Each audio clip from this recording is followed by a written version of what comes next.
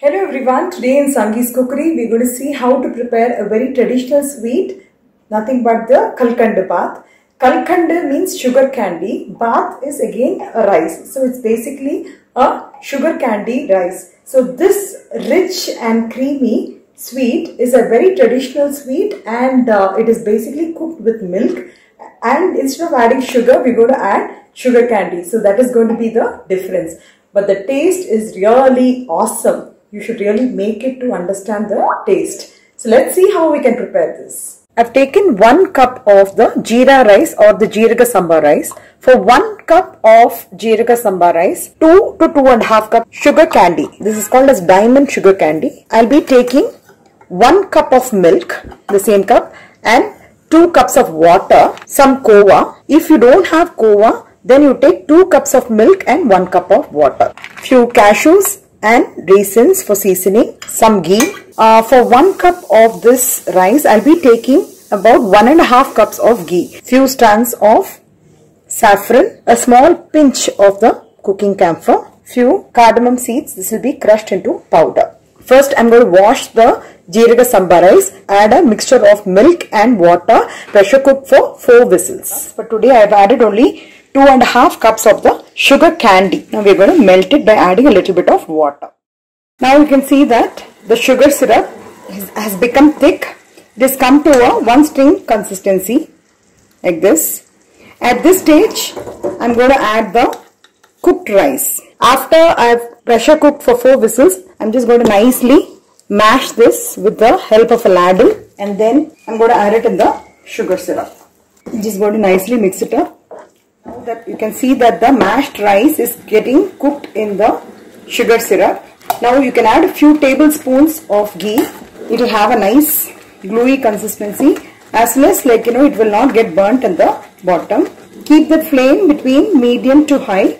Even if you find any kind of lumps while adding the cooked rice to the sugar syrup, once this is getting boiled, the lumps will automatically get dissolved.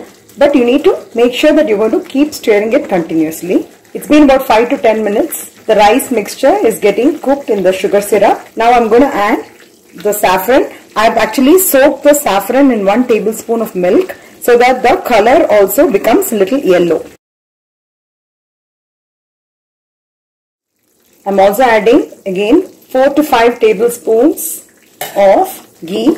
So the richness of the sweet is on the ghee and the milk and the diamond sugar candy which we are adding. And finally, we're going to garnish this with the cashews and kismis. So that is also going to add to the richness. I've just transferred this to a little bigger vessel so that when I keep stirring it, it will be more comfortable. I'm also adding further 2 tablespoons of ghee. So I have totally added around 1.5 cup ghee in this dish, which will include even the seasoning. So now you can see it's come to a nice alwa kind of consistency. Another 2 minutes it will be done. Basically we'll be taking away the excess water content.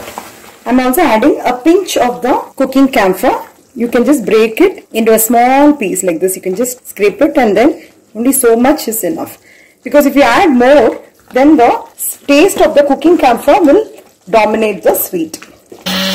So I have also powdered the cardamom along with a teaspoon of sugar. So I'm going to add 1 teaspoon of this cardamom powder to the sweet. You can see that the bath has come to the proper consistency. So it will be something like a dosa idli batter. At this stage we'll switch off the gas.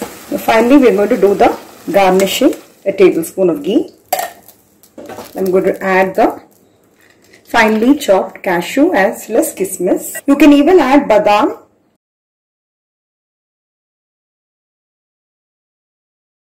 So finally I'm going to add the kova. This is for the extra richness.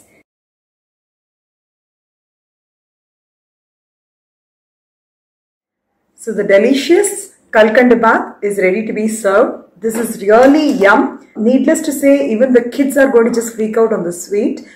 Usually my boys take very less of sweet, but this particular dish is one of their favorites. And in case you feel the ghee is a little bit more, you can always reduce it according to your requirements. But Believe me, the more ghee you add, it definitely adds to the flavor of this dish. So I hope you will all try out this recipe and pass on your valuable feedback. And if you like it, please do not forget to like, share and subscribe to my channel. And please do not forget to click on the bell notification for further interesting recipes like this. Have a wonderful day.